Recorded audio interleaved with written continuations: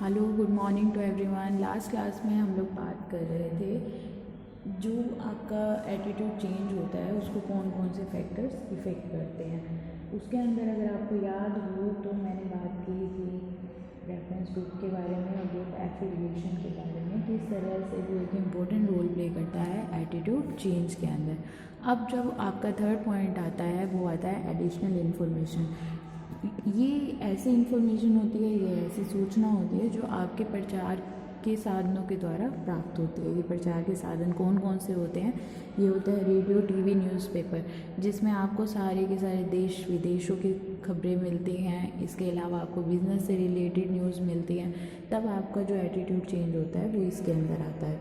इसके अलावा जब आप लोगों से इंटरेक्शन करके उस व्यक्ति के बारे में जानते हो, उस ग्रुप के बारे में जानते हो, या पर्टिकुलर किसी कंट्री के बारे में आपको पता चलता है, ये भी डिपेंड किसके ऊपर करती है, किसके ऊपर निर्भर करेगा कि उस टाइम पे आपका एटीट्यूड चेंज हो रहा है। ये उस टाइम पे परिस्थितियों के ऊपर निर्भर करता है, नेचर ऑफ सिचुएशन के ऊपर निर्भर करेगा कि वो क्या है जिसकी वजह से आपके एटीट्यूड में चेंज आएगा। और बेसिकली इसको भी 3 पार्ट्स में डिवाइड किया गया है। जो सबसे पहला आता है वो आता है group situation and solitary situation, समूह परिस्थिति एंड एकांत परिस्थिति।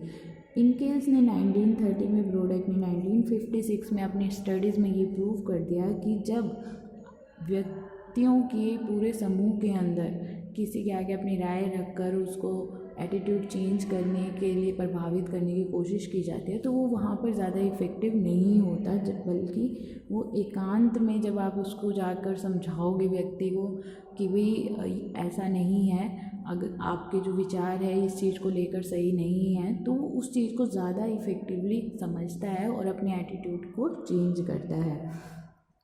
इसी के अलावा जो सेकंड पॉइंट आता है वो आता है public and private commitment.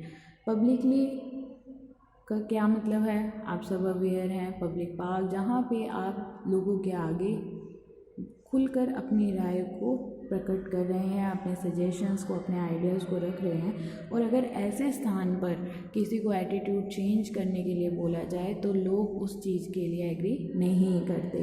Privately commitment क्या होता है? जब आप किसी को पर्सनली जाकर कुछ बताते हैं, कोई चीज़ कार्य करने के लिए कहते हैं, उसको समझाने की कोशिश करते हैं कि किस तरह से जो उसका माइंड सेटअप है, सिचुएशन को लेके कुछ हो रहा है, वो चेंज कर देना चाहिए या चेंजेबल होना चाहिए, तो वो उस चीज़ को जल्दी ग्रैब करता है। तो रिजल्ट्स भी यही देखने को मिले, कई स्टडीज़ हुई इसको लेके, और लास्ट में रिज़ल्ट यही देखने को मिली, जब आप पब्लिक कमिटमेंट करके चीज़ों को चेंज करवाने की कोशिश करते हैं, एटीट्यूड को चेंज करवाने की कोशिश करते हैं, मनोवृत्ति को बदलाने की कोशिश करते हैं, तो वो कम इफ़ेक्टिव होती है बजाय कि जब आप प्राइवेट में उस चीज़ को करते हैं। इसको लेके एक स्टडी भी हुई, और जो ये स्टडी है वो होवलैंड, कॉम्बेल और ब्रॉक ने करी 1957 के अंदर। ये स्टडी थी स्टूडेंट्स के ऊपर, और यहाँ पे क्या करना था, स्टूडेंट्स के 2 ग्रुप्स बनाने थे। उनको करना क्या था, उस ग्रुप्स को क्या करना था, उनसे सजेशन देने थे वोटिंग के ऊपर। क्या सजेशन वोटिंग के ऊपर, सुझाव क्या थे? वो ये थे कि आप सबको पता है कि जो वोट करने की एज है वो है 21, तो वहाँ पर ये देखा गया, उनको ये बोला गया कि क्या 18 ईयर्स होनी चाहिए। उन सब ने अपने अपनी राय को प्रकट करा। इसके बाद सजेशन देने के बाद उनको इम्पोर्टेंट इंस्ट्रक्शन दी गई, बहुत ही महत्वपूर्ण एक निर्देश दिया गया एटीट्यूड चेंज करने के लिए। उनकी जो मनोवृत्ति है उसको बदलने के लिए बहुत सारी इम्पोर्टेंट इन्फॉर्मेशन दी गई, इंस्ट्रक्शन दी गई, लेकिन डिफरेंटली दी गई। 2 ग्रुप्स मैंने आपको ऊपर बताए थे।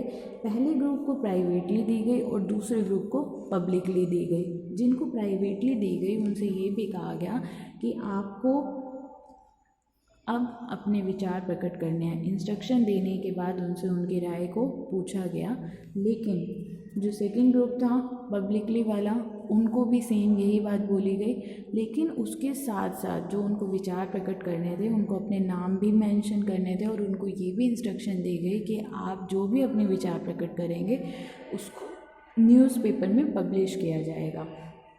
तो रिज़ल्ट्स हमें जो देखने को मिले वो बहुत ही इंटरेस्टिंग थे। वो ये थे कि जो प्राइवेटली जिनको इन्फॉर्मेशन दी गई थी उन्होंने अब उनको ये बोला गया था कि आपके नाम मेंशन नहीं किए जाएंगे, तो उन्होंने विद फुल कॉन्फिडेंस अपनी राय को प्रकट किया, क्योंकि उनको पता है नाम मेंशन नहीं करेंगे और कहीं पे डिस्क्लोज नहीं किया जाएगा।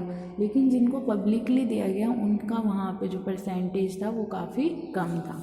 अब इसी को लेके जो आपका थर्ड पॉइंट आता है उसमें भी यही चीज़ें देखने को मिली। एक होते ग्रुप डिसीज़न, समूह निर्णय। जब कोई भी डिसीज़न सामूहिक तौर पे लिया जाता है तो वो हमारे एटीट्यूड को काफ़ी हद तक चेंज करता है। कैसे? लेविन और एटाल ने 1952 में, एटाल का मतलब होता है जब लेविन के साथ साथ कई औरों ने किया हो, नाम जब बहुत सारे हो जाते हैं साइकोलॉजिस्ट के तो यहाँ पे एटाल वर्ड का यूज़ कर दिया जाता है। अब इन्होंने भी स्टडीज़ करी, उन्होंने अपनी स्टडीज़ किस पे की? हाउस वाइफ्स के ऊपर, जो घर पर रहती थी उनके ऊपर करी। और इनका एम क्या था, इनका लक्ष्य क्या था कि एनिमल्स की, अगर ये चीज़ आपको भी पता होगी कि एनिमल्स के कई पार्ट्स होते हैं जो फूड के तौर पर यूज़ नहीं होते, जिनको खाया नहीं जाता। तो लेविन को करना क्या था? लेविन का एम ये था कि जो हाउस वाइफ्स हैं उनका ये एटीट्यूड चेंज करना है। जैसे जो एनिमल का हार्ट होता है उसको लोग छोड़ देते हैं, खाते नहीं हैं, तो उनका जो एटीट्यूड है अगर वो चेंज करने का जो लक्ष्य था वो स्टडी में करना था। 2 मेथड्स का यूज़ किया गया, एक था लेक्चर मेथड और एक था डिस्कशन मेथड। इन मेथड्स में किया क्या गया? लेक्चर मेथड्स में उनको इम्पोर्टेंट इन्फॉर्मेशन दी गई, किसके रिगार्डिंग, कि अगर आप इन चीज़ों को भी खाने के अंदर यूज़ करेंगे तो इसका जो है बेनिफिट होगा, बॉडी अच्छे से काम करेगी। जो भी उनको इंस्ट्रक्शन देनी थी वो निर्देश दे दिए गए लेक्चर मेथड के दौरान।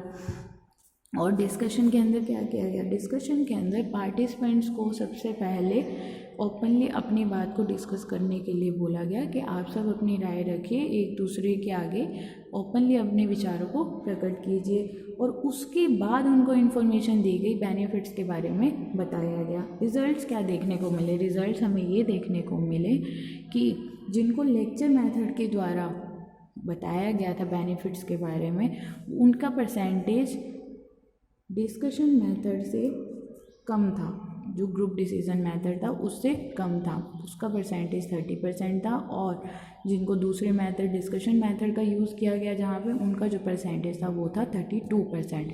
तो यहाँ पर भी ये प्रूव हो गया कि जो ग्रुप होता है, जब हम ग्रुप के साथ रह के कार्य को करते हैं, वो ज़्यादा इफेक्टिव होता है हमारे एटीट्यूड चेंज को करने के लिए। तो आज हमारा ये एटीट्यूड चेंज को लेके जो फैक्टर्स हैं वो कंप्लीट हो गए हैं। कल हम मिलते हैं एक नए चैप्टर के साथ।